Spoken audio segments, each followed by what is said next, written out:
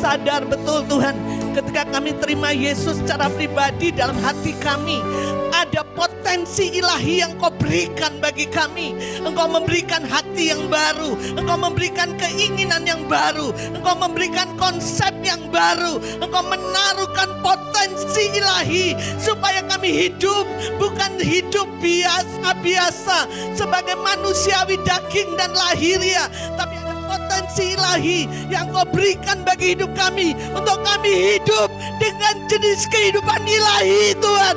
Kami tidak hidup gampang menyerah, kami tidak hidup gampang putus asa, kami tidak hidup gampang kompromi dengan dunia, tapi hidup kami dicetak oleh kebenaran firman-Mu, kehidupan ilahi yang berjalan semakin kuat di Sion, kian bertambah terang seperti rembang tengah hari, semakin bertambah hikmatnya.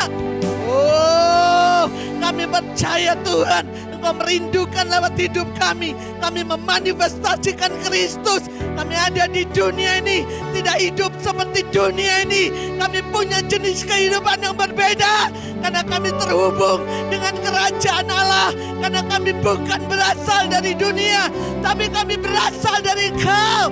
Ada kemampuan, Roh Kudus memberikan kemampuan, memberikan potensi untuk membawa kami masuk di dalam kehidupan kodrat ilahi, kehidupan yang soleh Tuhan, supaya semua orang boleh melihat Yesus dalam kehidupan kami. Terima kasih Tuhan, itulah jati diri kami Tuhan. Kau rindu kami bright and shine, menjadi terang dan bercahaya. Kehidupan kami terus mengalami progres, mengalami kemajuan. Kami terus mengikuti jejak kaki-Mu Tuhan, supaya kaki kami tidak goyah, kami semakin kuat, kami diberi kekuatan yang baru, seperti burung Raja Wali yang tidak pernah takut dengan badai, karena kami tahu kami sanggup mengatasi badai. Roh di dalam kami itu lebih besar daripada roh di dalam dunia ini. Terima kasih Tuhan. Maka itu hari ini Tuhan, kami rindu Kau perlengkapi kami lewat firman. Kami mau firman yang mengubahkan, firman yang menghidupkan. Itu yang kami terima Tuhan. Oh, sehingga hidup kami mengalami perubahan yang drastis dan dramatis. Kami rindu Tuhan makanan yang baik, makanan yang lezat, anggur yang terbaik yang kami terima hari ini Tuhan. Kami berdoa, kami memberikan hati kami menjadi tanah yang subur, bukan hati yang berbatu-batu, yang penuh dengan semak duri, tapi hati yang sebagai tanah yang subur. Bagaimana kami menerima firman kasih karunia itu boleh memampukan kami untuk berubah. Pola pikir, paradigma, perspektif, sikap hati, dasar keyakinan yang salah dihancurkan di dalam nama Yesus. Diselaraskan oleh karena firman-Mu, dicetak dalam hidup kami, sehingga hidup kami tercetak oleh karena firman. Terima kasih Tuhan. Kami berdoa supaya ketika firman Tuhan dibagikan, tanda-tanda dan mujizat-Mu menyertai. Kami percaya roh yang menghidupkan, firman yang menghidupkan itu terjadi. Oh Tuhan, sekali lagi Tuhan, nama Kau ditinggikan dan dimuliakan. Kau yang mengurapi hamba-Mu, supaya apa yang Kau sampaikan kepada hamba-Mu disampaikan kepada jemaat-Mu. Segala puji, segala hormat, segala kemuliaan, beri tepuk tangan buat mereka. Allah yang dahsyat, Allah yang hebat. Yes. Di dalam nama Yesus, kami mau serahkan pemberitaan firman Tuhan siang hari ini. Kami percaya Engkau hadir. Di dalam nama Yesus, kita katakan sama-sama. Amin. Halo.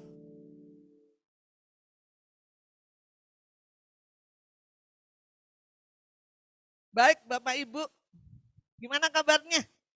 Wow, luar biasa ya. Oke. Ya, Yesus dahsyat. 1 tahun ini saya ulang lagi. GKKD Bandung Pusat sudah menetapkan topik kita adalah menjadi rumah doa. Ya, minggu demi minggu kita belajar. Kemarin kita belajar bagaimana dalam membangun rumah doa harus ada polanya, betul nggak? Kalau kita disuruh membangun nggak ada desainnya, nggak ada polanya, bagaimana kita bisa bangun? Betul nggak saudara? Nah minggu kemarin kita sudah belajar bahwa ada pola. Siapa polanya, saudara? Yesus. Kita belajar. Ada teladan Yesus, saudara ya. Ya, bagaimana kita membangun rumah doa dalam hidup kita, dalam keluarga kita, secara korporat dalam gerejanya harus ikuti teladan Yesus. Amin. Amin ya. Kita belajar kemarin bagaimana Yesus tidak pernah dia selalu terhubung dengan Bapaknya. Betul? Sebelum pagi-pagi benar, sebelum dia memulai aktivitasnya, dia mulai terhubung. Amin. Dia berdoa. Siang hari dia berdoa.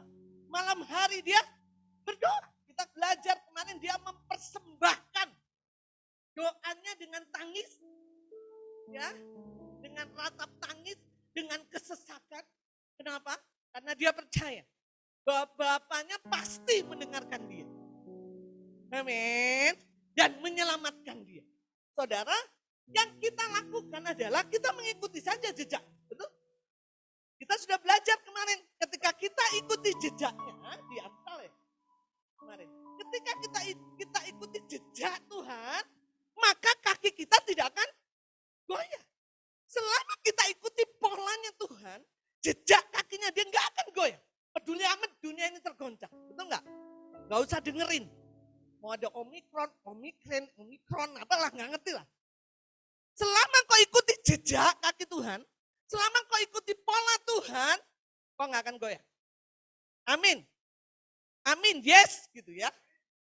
Nah, saudara kita mau lanjutkan nih. Ya, kita lanjutkan pelajaran kita untuk membangun rumah doa. Sekali lagi saya bilang, saya nggak mau saudaranya dengar, betul nggak saudara? Amin. Tapi saudara boleh yes, aku lakukan Tuhan.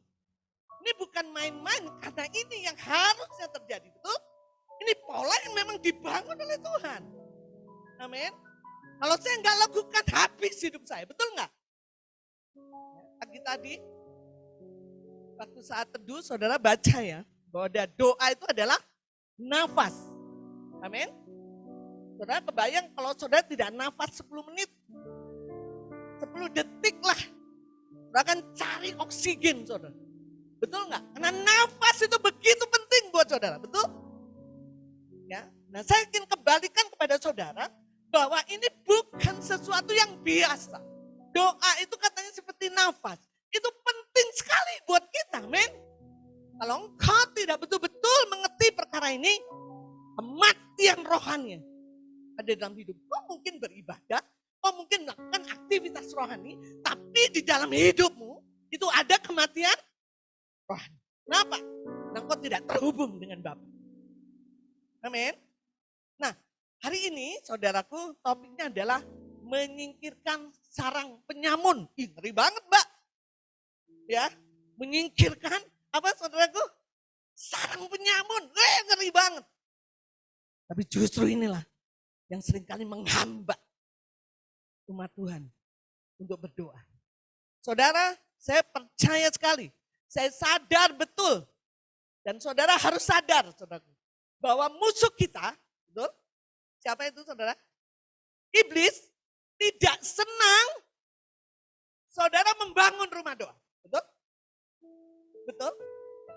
Dia ingin saudara berhenti. Ya. Tidak melakukan apapun. Dia ingin saudara berhenti. Tidak terhubung dengan Bapa. Dia ingin saudara berhenti. Tidak mengikuti jejak kaki Tuhan. Dia ingin saudara berhenti. Untuk tidak ikut pola Tuhan dalam membangun rumah doa. Ya, bahkan kerinduan dia bukan hanya berhenti saudara, tapi saudara mundur. Ingat itu, musuh kita tidak akan pernah mau saudara berdoa. Ya. Satu ketika saudaraku ada hamba Tuhan, pada waktu dia berdoa, dia melihat satu penglihatan saudara. Ya, tiba-tiba ada panah saudara. Panah itu targetnya adalah ingin menghancurkan orang-orang kegerakan. Siapa itu saudara? Saudara saya. Amin. Jadi panah itu ingin menghancurkan.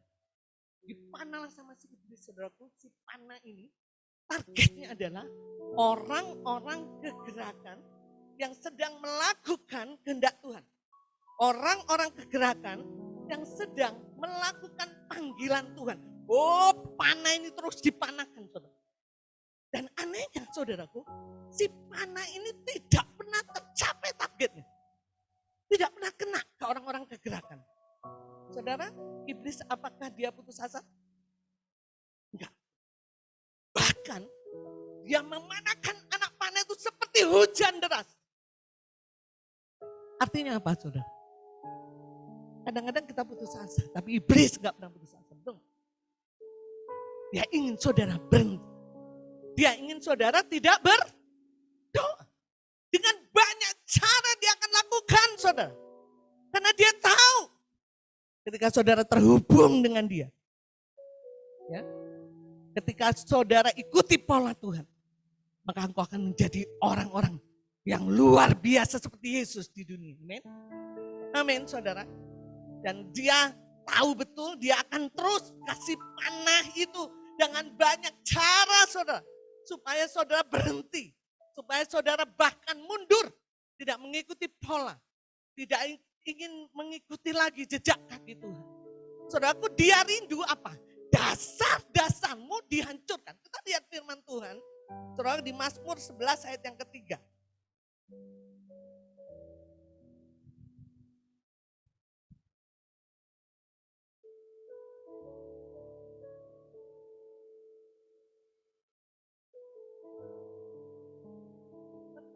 Ayat yang ketiga.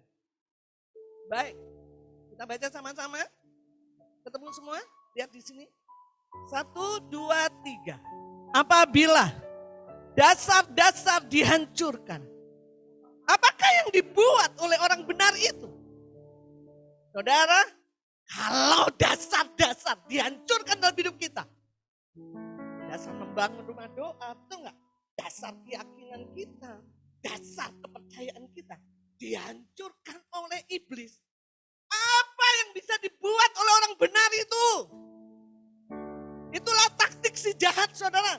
Dia ingin menghancurkan dasar-dasar yang kau punya. Nilai-nilai yang sudah dibangun. Pola yang sudah Tuhan berikan. Teladan yang Tuhan berikan. Ingin dihancurkan dengan berbagai banyak cara. Karena kalau dasar itu sudah dihancurkan, apa yang bisa dibuat orang benar? Saya percaya, saudara. Hati saudara itu hanya bisa diisi oleh Tuhan. Betul? Kalau engkau terlepas dari Tuhan, kau terpisah dari hubunganmu dengan Tuhan, kau pasti kosong. Betul nggak? Betul nggak, saudara? Makanya saudara nggak heran. Kalau anak Tuhan sudah dasar-dasarnya dihancurkan, dia mulai cari ke dunia. Betul nggak? Apa yang dilakukan? Dia cari. Kenapa? Pada dasarnya manusia ingin memuaskan kekosongan jiwanya. Betul? Dia cari. Mungkin kalau nggak dosa-dosa banget, dia kerja keras lah. Ya. Dia merasa kalau kerja keras itu memuaskan dia. Betul? Atau pergi ke mall atau kemana lah. Saudara, sekali lagi, kenapa kadang-kadang orang akhirnya lari kepada dunia untuk memuaskan jiwanya? Karena dasar-dasarnya sudah dihancurkan. Betul? Betul nggak? Orang mulai lagi kepuasan jiwa. Banyak saudara anak Tuhan seperti itu. Ya. Dasar keyakinannya dihancurkan. Doa-doa, rumah doanya dihancurkan. Mulai. Makanya saudara kalau lihat anak Tuhan aneh-aneh. Mulai saudara butuh pengakuan. Mulai butuh pujian. Betul nggak, saudara?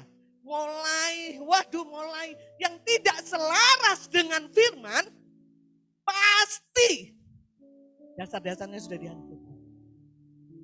Dia tidak lagi memiliki jati diri.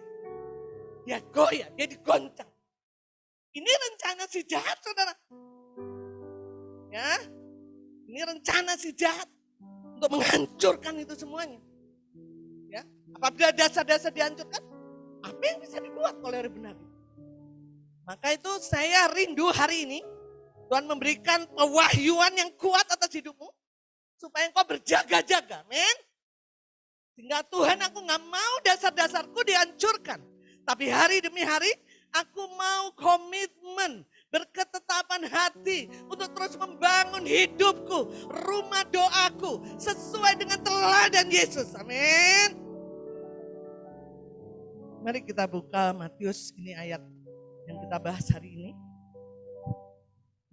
Matius 21 ayat 12 sampai dengan ayat yang ke-14. Ayat yang ke-13 saja ya. Matius 21 ayat yang ke-12 dan yang 13. Kita baca dulu sama-sama ayat 12 kemudian 13. 1, 2, 3. Lalu Yesus masuk ke bait Allah dan mengusir semua orang yang berjual beli di halaman bait Allah. Dia membalikkan meja-meja penukar uang dan bangku-bangku pedagang merpati. Lanjut ayat 13.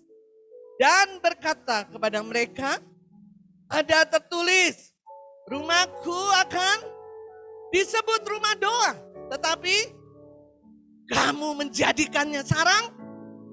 Saudara, kita sudah belajar kemarin bagaimana Yesus itu tidak pernah menyimpan emosi negatif ya. Dia selalu bebas konflik. Kenapa? Karena dia terhubung dengan Bapa. Ya, Bapa terus membersihkan hidupnya. Nah, kalau kita lihat di sini dia sangat marah, betul nggak? Kenapa? Karena dia melihat bahwa bait Allah itu sudah beralih fungsi. Betul? Dan katakan ada tertulis rumahku akan disebut sebagai rumah doa. Tapi kamu menjadikannya sarang penyamun. Saudara, kenapa sih zaman dulu kok terjadi jual beli, tukar uang di depan bait Allah, ya?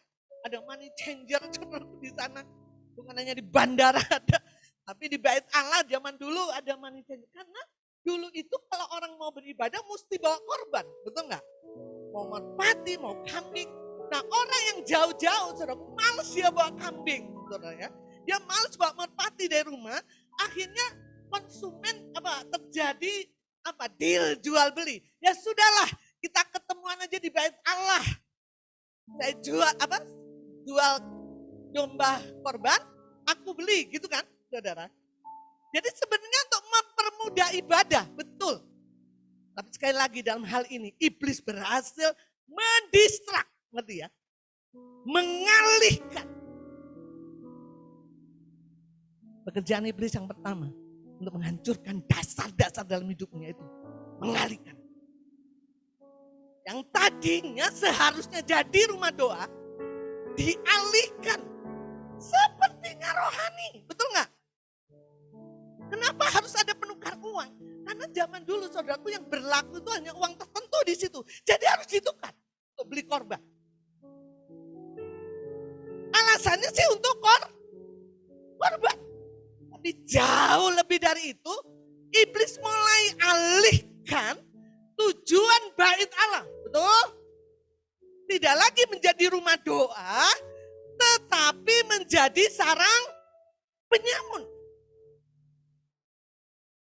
Saudara yang kekasih, betapa seringnya hidup kita juga begitu. Kita mulai dialihkan. Ya, yang tadinya kita mengerti dasar-dasar dibagi nilai, ya, dibagi segala macam ya, dasar-dasar yang kuat, dasar keyakinan tentang doa, tentang apapun firman Tuhan, jati diri. Tapi begitu ada masalah, saudaraku, engkau dialihkan oleh iblis, sehingga apa? Engkau fokus. Bangsa Israel itu tidak fokus kepada bait Allah. Saya yakin hari-harinya mulai berpikir, gimana ya cara cari domba yang bagus, merpati yang tidak bercela, betul nggak? Bagaimana mendapatkan keuntungan? Dia tidak lagi fokus untuk membangun rumah doa, tapi dia fokus kepada masalah-masalah penghidupan. Betul nggak saudara? Yes? Betapa seringnya kita. Makanya Tuhan marah. Ya, kenapa? Karena iblis berhasil mengalihkan. Sekali lagi iblis akan berusaha sedemikian rupa saudara. Untuk saudara tidak membangun rumah doa dalam hidup. dialihkan saudaraku ya. Ya. Dari masa ke masa, saudara. Hanya 2 aja kok pekerjaan si jahat ini. Yang pertama adalah mengalihkan. Ya, mengalihkan perhatian kita. Sehingga kita tidak mengalami kesukaan. Padahal kalau kita lihat ya di Yesaya 56, ketika kita masuk di dalam rumah doa, kita lihat apa sih yang terjadi. Yesaya 56 ayat yang ke-7.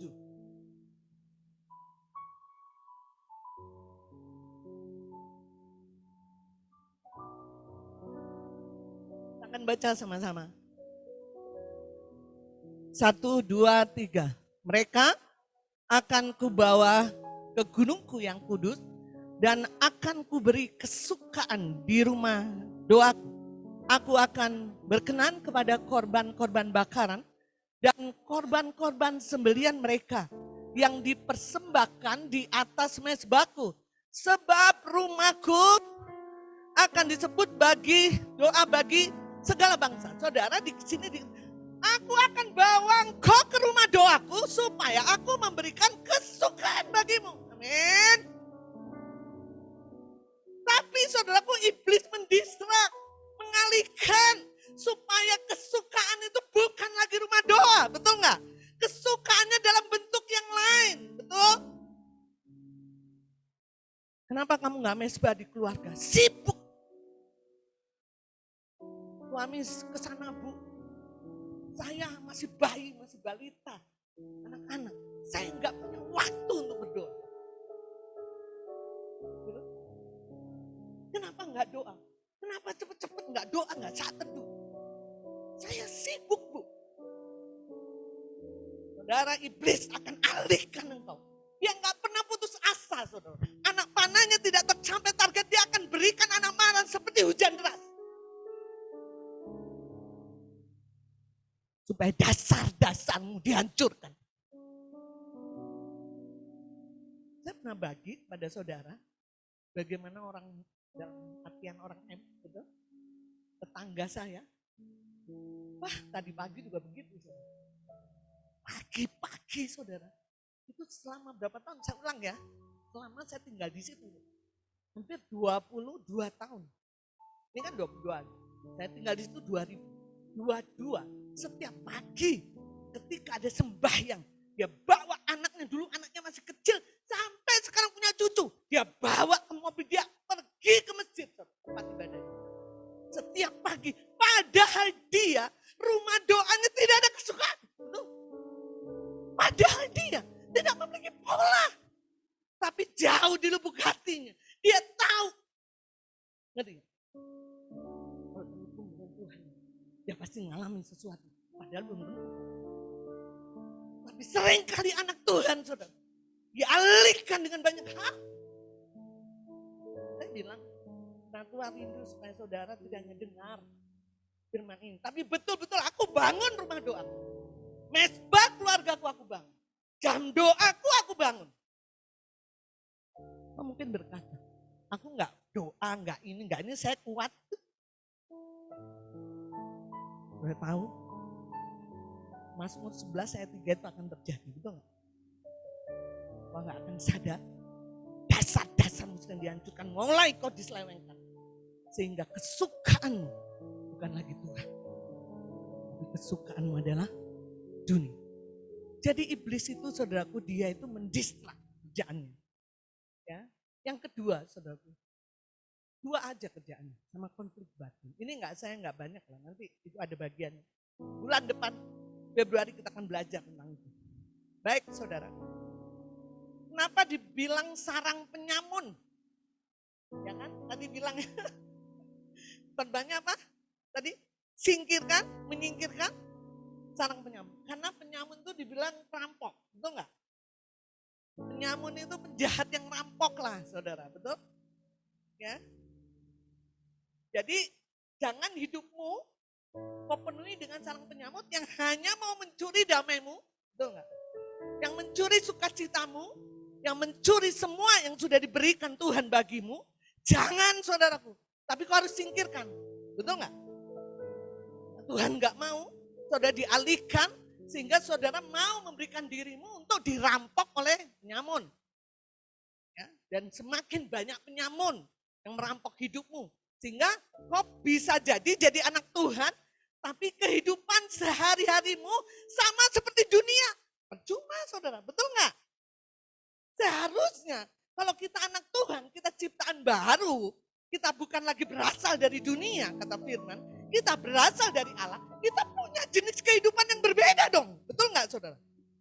Lah kalau saudara depresi, dia juga depresi. Kita khawatir, orang dunia juga khawatir. Apa bedanya kita menjadi ciptaan baru? Apa bedanya kita berasal dari kerajaan Allah? Ada yang salah, betul nggak? Seharusnya kalau kita ngerti itu, kehidupan yang kita lakukan, kehidupan sehari-hari kita berbeda. Ada jenis kehidupan yang berbeda. Amin. Yaitu jenis kehidupan ilahi. Amin. Kalau orang dunia khawatir, kita nggak khawatir. Kan begitu.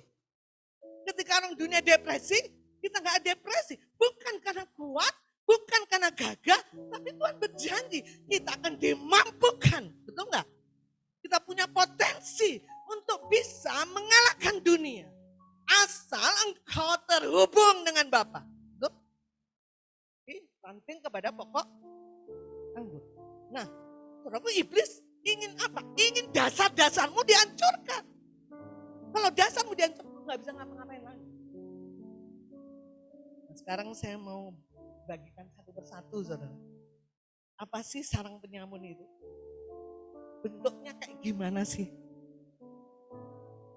Yang pertama, kemalasan. Kita ulang lagi. Kita baca firman Tuhan, Matius 26.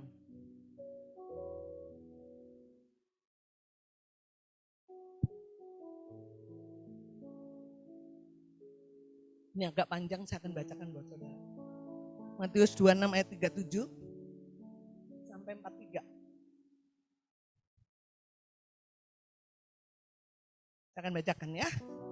Dan Yesus, membawa Petrus dan kedua anak Zebedeus sertanya, maka mulailah ia merasa sedih dan gentar. Ini adalah doa di mana Tuhan ingin berdoa dan mengajak anak-anak rohani yang dia anggap anak rohani itu bisa support dia, saudara. Dia anggap, tidak semua anak rohaninya dibawa muridnya, tapi murid-murid yang sepertinya Tuhan pikir dia bisa disupport oleh murid ini. Karena Tuhan Yesus harus mati di kayu salib, dia mulai doa di Getsemani. Terus ayat 38. Lalu katanya kepada mereka, hatiku sangat sedih. Seperti mau mati rasanya. Tinggallah di sini. Bukan hanya tinggal. Dia ngomong lagi apa? Dan berjaga-jagalah dengan aku.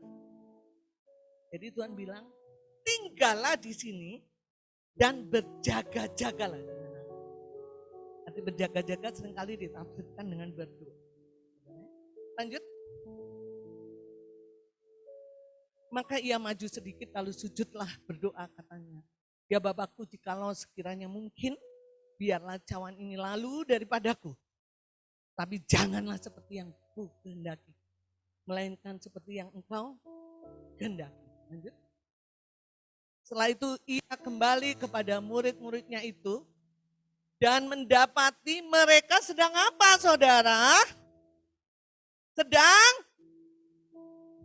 kalau kita bisa ketawa ya, seringkali kita seperti itu.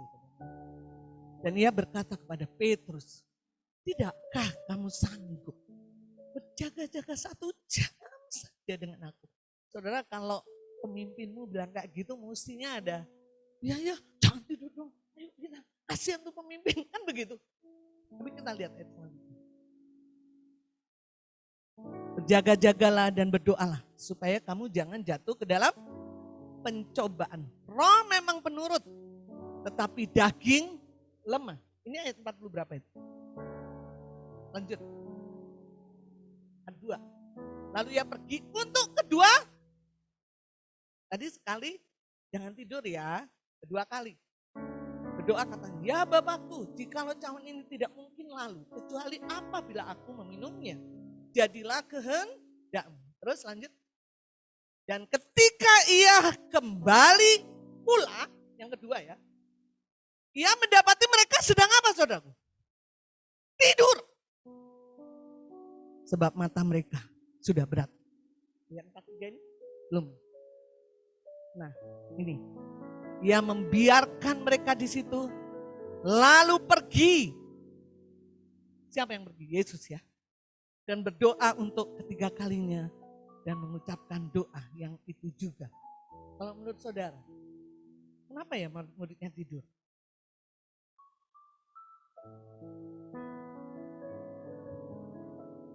Karena dia tidak menganggap itu penting.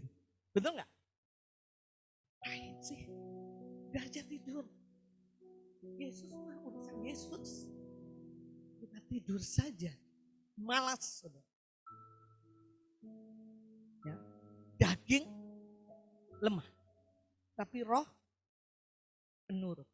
Ada 1001 alasan untuk kita malas. Betul nggak? Kalau orang malas itu selalu punya alasan. Betul nggak saudara? Ya. Kamu punya jam doa dong. Kamu saat teduh dong. Aduh, saya belajar sampai jam 3 pagi. Mana mungkin saya bisa bangun. Orang tua, mana harus saat teduh. Kasihan dia. Dia sudah capek ngerjain tugas. Saudara, kalau kita bilang roh menurut tapi daging lemah. Kemalasan dibuat iblis untuk membuat kita tidak berdoa. Betul? Karena apa? Orang yang malas tidak menganggap itu penting. Tapi saudara, kalau saudara misalnya bekerja dan saudara seperti saya, saudaraku ya, jam 7:30 harus di kantor. Begitu 7:30 lebih 3 menit, saya dipotong 5%. Wow, saya akan usahakan sedemikian rupa. Betul?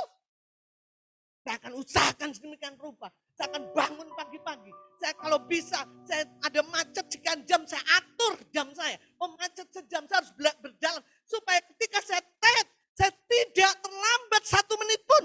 Kenapa? Karena rugi saya. Kenapa orang malas? Kenapa? Karena itu dianggap gak penting. Hari ini saya rindu sekali itu sarang penyambung. Buang itu saudara. Karena kehidupanmu bergantung dengan doa. Betul? Karena itu nafas saudara.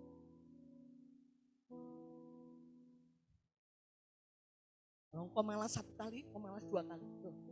Kau malas 3 kali. Dan malas jadi habit. Betul gak? Hanya pintar di otak tentang firman. Tapi sebenarnya kau gak punya kuasa untuk mengalahkan si jahat. Betul? Saudara ngalahin si jahat bukan karena pintar di otak. Betul gak? Orang sekolah teologi, mohon maaf ya.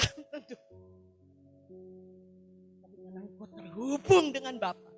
Karena ketika engkau terhubung dengan Bapa, ada transfer terjadi. Betul nggak?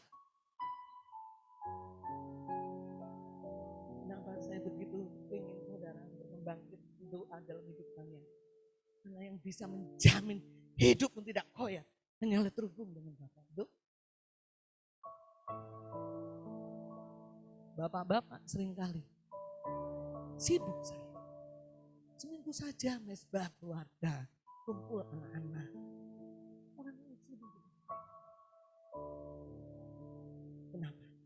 Karena iblis ingin saudara tidak berdoa. Saudara, apa akibatnya kalau saya malas? Saudara, kalau saudara malas, saudara tidak akan pernah siap menghadapi segala sesuatu dan pasti merespon dengan salah. Buktinya apa? Murid-murid dia tidak siap, betul nggak saudara? Pada waktu Yesus mati di kayu salib, pada waktu Yesus menderita, tidak ada satupun murid yang bersama dengan Yesus, betul? Kalau engkau tidak berdoa, saudara, ketika Tuhan izinkan ada banyak hal yang tidak sesuai dengan harapanmu, tidak sesuai dengan ekspektasi, kau tidak siap, betul nggak? Kau mengambil keputusan yang salah, kau merespon dengan salah, kau salahin Tuhan, kau pahit dengan Tuhan. Kenapa? Kemarin saya sudah sampaikan, kalau yang berdoa itu ada lapisan, betul nggak? Murid-murid Tuhan tidak pernah siap. dia memakai sudut pandang yang salah. Sehingga pada waktu Yesus, ini saatnya aku diserahkan. Pada waktu ada para pasukan untuk mengambil Yesus, Petrus putusin. Petrus siapa? Lupa lagi saya. Putusin telinga kan? Kenapa? Coba kalau dia berjaga-jaga saudara. Sudut pandangnya kan sama seperti dengan sudut pandang Tuhan. Betul nggak? Saudara, malasan membuat kita tidak siap. Karena kita tidak terhubung. Maka itulah sarang penyamun yang harus dihancurkan. Amin. Katakan pada saya, pada kita sama-sama, aku tidak akan malas. Amin. Itu bukti singkirkan penyamun. Amin. Yang kedua, saudara. Ya, yang kedua, saya baca di sini ya.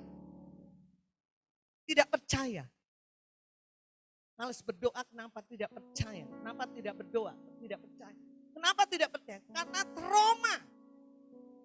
Kenapa trauma? Karena banyak doa-doa yang saya naikkan gak pernah dijawab. Ada banyak anak Tuhan kayak gitu ya. Kenapa kamu gak doa lagi?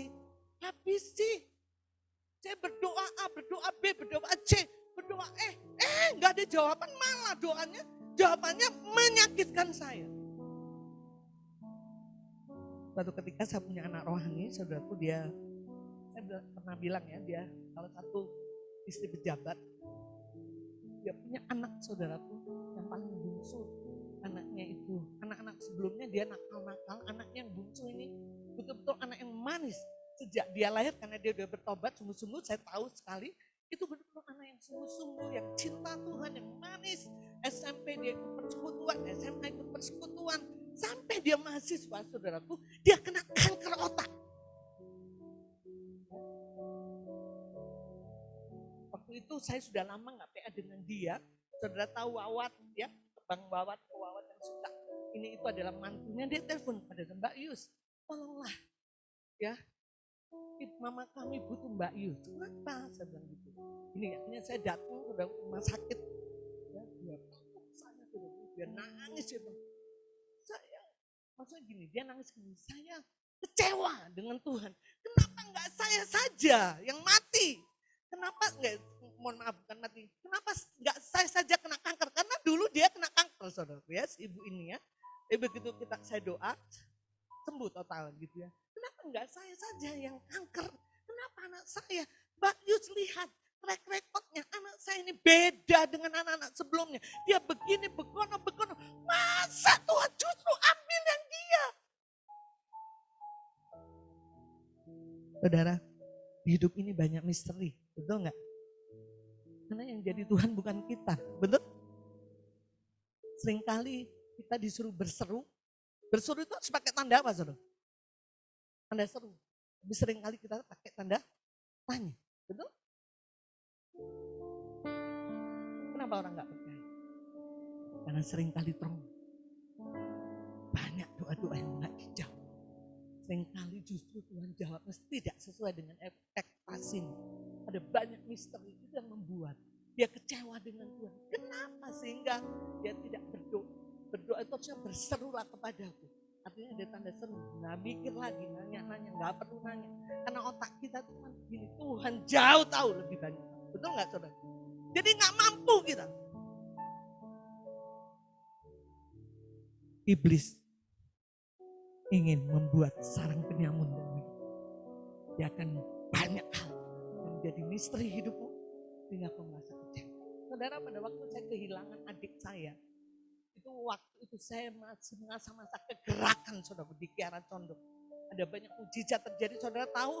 Itu Denny yang kemarin jadi penginjil dan segala macam itu semuanya anak rohaninya adik saya. Dan dia pendoa yang luar biasa. Jadi saudaraku, saya itu gak pernah tahu dia akan pagi subuh-subuh dia akan keliling berdoa. Dia gak banyak omong saudara. Dia betul-betul di balik layar gak pengen terkenal dan segala macam. Semua orang tahu. Dia pendoa yang sejati. Dia bisa semalaman berdoa sendiri. Dia keliling. Saya kalau cerita begini saya nggak bisa ini karena doa dia lah kebangunan rohani jadi. Dia tidak sakit saudara. Kadang kalau dia pintar main gitar, jadi kalau dia ngobrol, saya pulang kerja, dia sayang banget sama saya. Kita nyanyi berdua itu bisa dilawat Tuhan berdua saudara. Dan malamnya kita masih menyanyi, berdoa bersama-sama di lawat Tuhan. Pagi-paginya dia meninggal. Bahkan teman sekasurnya nggak tahu kalau dia meninggal. Karena dia lihat dia masih saat teduh. Padahal saya nggak bisa terima. Bukan orang yang bayi rohani saja yang dibikin trauma. Betul nggak? Orang-orang senior apapun. Karena iblis ingin buat seorang penyanyi. Sebulan saya nggak bisa terima. Saya doain bangkitkan dia. Dia nangis-nangis bangkitin dia. Semuanya nggak ada yang bisa terima. Sebulan saya datang sama Tuhan. Lihat pakaiannya saya nggak bisa, kesedihan yang begitu rupa. Saya di kantor hampir nggak bekerja, nangis. Teman-teman semua hamba-hamba Tuhan, even Ibu Rita. Ya, dulu ada Pak Ferry Sombing menghibur saya. Yus, udahlah. Saudara, kadang-kadang di tengah ministry, betul? Yang kadang-kadang kita bukan hanya tanda seru, bertanya, kenapa? Tapi percayalah, Tuhan selalu punya cara untuk mengembalikan engkau kepadanya, men. Asal engkau terhubung. Saya nggak pernah tinggalin, saya cuma tanya sama Tuhan, kenapa? Sampai suatu ketika Tuhan berikan saya mimpi, bahwa dia disambut oleh pesta yang luar biasa. Seperti pangeran malaikat surga menyambut dia. Barulah saya percaya, ya Tuhan. Saudara, dalam kehidupan kita sering kali ada banyak misteri, ada banyak tanda-tanya. Kenapa? Tapi jangan sampai itu sarang penyamun menghancurkan engkau. Amin. Tetap percayalah bahwa dia Allah yang setia, dia Allah yang baik, dia Allah yang berdaulat. Sekalipun kau lihat ada banyak hal yang tidak sesuai, yang tidak seperti harapanmu. Tapi percayalah dia setia. Karena dia berdaulat atas hidupmu. Rancangannya penuh damai sejahtera, men. Kita mungkin gak bisa lihat karena otak kita kecil. Kita bukan Tuhan. Ada banyak hal yang kita tidak perlu tahu. Betul gak? Kita tanya kalau kita udah di surga. Amin. Yang bedanya dengan kita, saudara, karena dia Tuhan, betul nggak? Dia berdaulat, amin. Jangan sampai itu membuat saudara tidak berdoa, amin. Yang ketiga, saudara, motivasi yang salah. Kita lihat Yakobus 4. Yakobus 4 ayat 2 sampai 4.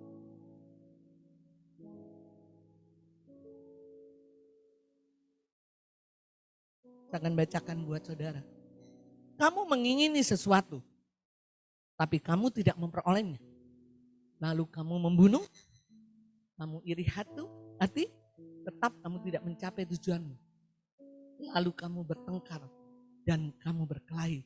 Kamu tidak memperoleh apa-apa karena kamu tidak berdoa. Saudara, atau kamu berdoa juga, tetapi kamu tidak menerima apa-apa karena kamu salah berdoa. Sebab yang kamu minta itu tidak kamu habiskan untuk memuaskan hawa nafsu. Saudaraku, iblis ingin kau berdoa dengan motivasi yang salah. Tuhan, aku kesel dia tuh. Kenapa dia kau berkati terus ya? Kenapa aku enggak kau berkati? Saudara mulai ada iri hati, jangan. Kemarin, sebulan depan kita akan bicara tentang sikap hati, saudara ya. Saya nggak bicara panjang tentang ini, tentang sikap hati, emosi negatif. Tapi yang jelas, selama hatimu tidak bersih, kau nggak akan dapat apa-apa. Betul? Dan iblis ingin menaruhkan itu dalam hidupmu. Motivasi yang salah, menganggap sesuatu yang salah. Jauh di lubuk hati, merasa iri dengan kesuksesan, dengan teman-temanmu yang berhasil, ya, memulai merasa aku sudah banyak melakukan apapun untuk Tuhan, dia nggak melakukan banyak hal, kenapa dia diberkati, kok aku nggak diberkati? Dengan kau berdoa, mungkin berdoa tapi jauh di lubuk hatimu, kau punya motivasi yang salah. Tuhan sekali-kali ajar dia Tuhan. Sekali-kali masukkan dia ke jurang Tuhan. Sekali-sekali dia kencet dia Tuhan. Biar kau tunjukkan bahwa aku yang benar. Tuhan dan kau lah yang tahu. Tapi itu dibuat sarang penyamun supaya engkau tidak menerima apa-apa. Maka itu bersihkan hati. Dari segala konflik. Amin. Aku datang sama Tuhan, aku hanya ingin memuaskan Tuhan, bukan memuaskan hawa nafsu. Amin. Amin saudara. Ada orang yang tidak mau berdoa karena intimidasi. Kamu orangnya gak kudus. Kamu melakukan hal seperti ini, gak mungkin Tuhan bisa nerima kamu, gak mungkin Tuhan dengar doamu. Itu kata-kata bullshit dari neraka, betul? Bapamu Bapa yang baik, tangannya selalu terbuka bagimu. Amin. Selalu ada kasih karunia buat. Amin. Kadang banyak orang jatuh dalam dosa, dia tidak mendekat kepada Tuhan, justru malah menjauhi kasih karunia. Karena iblis berhasil mengintimidasi, memberikan sarang yang merampok. Sehingga kebenaran itu dihancurkan. Sehingga dia berpikir, gak mungkin Tuhan. Oh kemarin Tuhan ampuni, kan saya bandel. Dosa lagi 3 kali, 4 kali. Saudara, berapapun dosamu, kasih karuniamu Tuhan cukup bagimu. Amin. Punya dosa 1 ton, kasih karunia 1 ton akan menolong kau. Amin. Maka itu saudaraku, jangan jauhkan dirimu dari doa. Amin.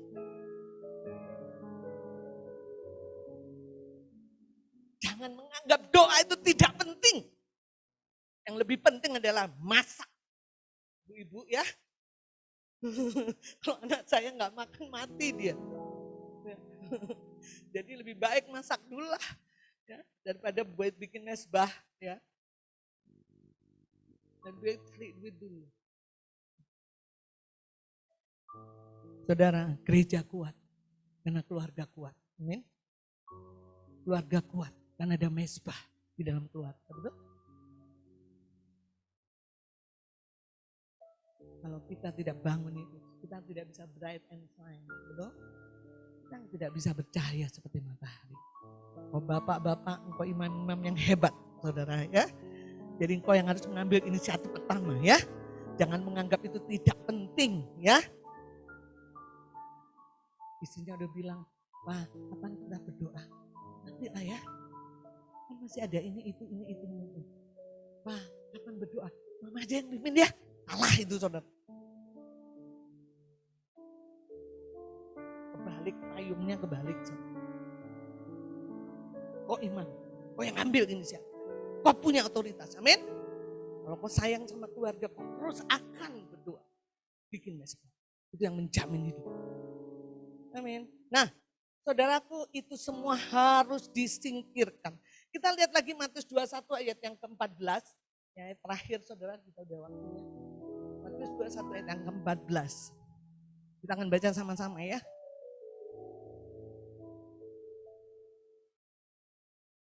Kita baca sama-sama. 1, 2, 3. Maka datanglah orang-orang buta dan orang-orang timpang kepadanya dalam bait Allah itu dan mereka disembuhkannya. Saudaraku, karena semuanya sudah dihancurkan oleh Tuhan, ayat 13 tadi ya. Semua sarang penyamun, saudaraku, semua kegiatan jual beli di depan bait Allah itu dihancurkan, dibuang, saudaraku ya, dihancurkan semuanya. Maka, amin, maka datanglah orang buta, terus orang-orang timpang kepadanya dalam bait Allah dan mereka disembuhkan. Kalau itu semua kau singkirkan, sarang penyamun dalam hidupmu kau singkirkan, saya percaya ada terobosan, ada mujizat, ada anggur baru, mujizat yang gak pernah lazim, saudaraku, itu akan terjadi dalam hidupmu. Amin. Saya akan mendengar ada banyak kesaksian saudaraku di sini. Bagaimana Allah yang dahsyat, Allah yang ajaib itu. Yang itu terus yang akan malam. Tapi kalau enggak, saudara-saudara tidak akan menjadi bright inside. Orang-orang timpang tetap timpang, orang buta tetap buta. Saya percaya kegerakan dimulai dari doa. Amin. Amin saudara.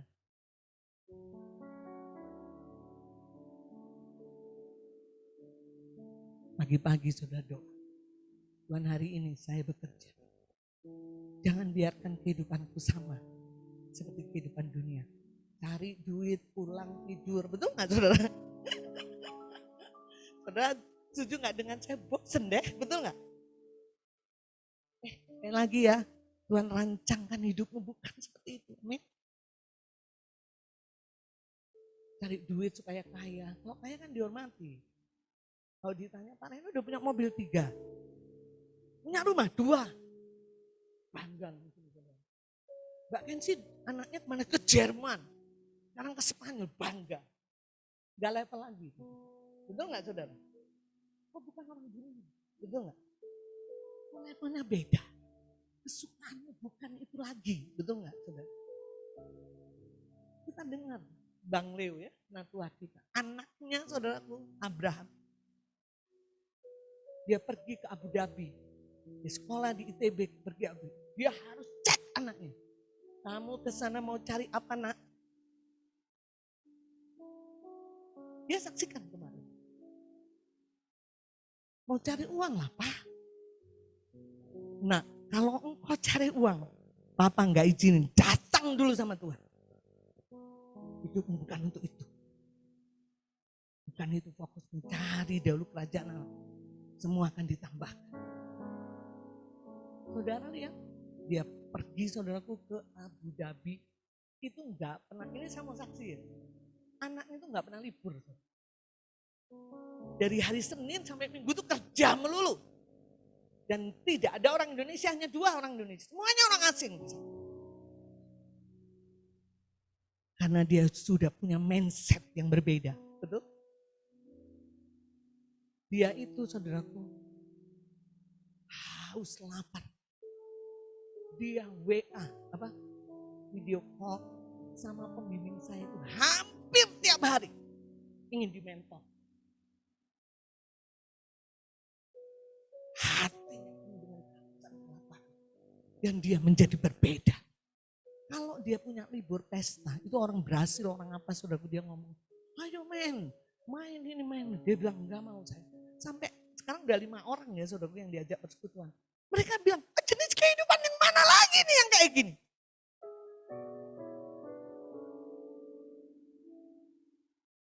Pembimbing saya cerita, itu anak muda loh. Pembimbing saya kan udah tua saudara. Mau dia haus yang ampun. Hidupnya untuk Tuhan. Dia rindu supaya terhubung terus dengan Bapa. Saudara, kita wajar memiliki jenis kehidupan yang ilahi. Amin. Dan itu kita dapatkan hanya terhubung dengan Bapa. Membangun hidup kita sebagai rumah doa. Amin. Mari.